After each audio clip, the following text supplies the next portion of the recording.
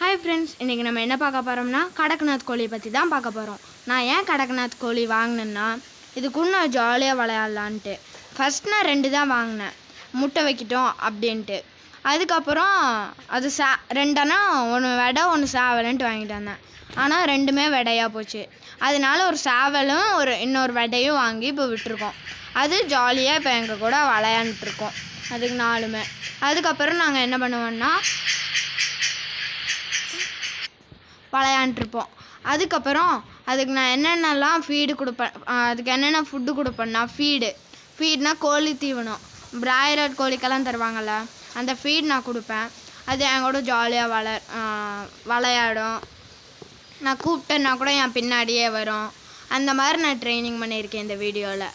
Bye like and subscribe பண்ணிவிட்டு போயிருங்க மறக்காமல்.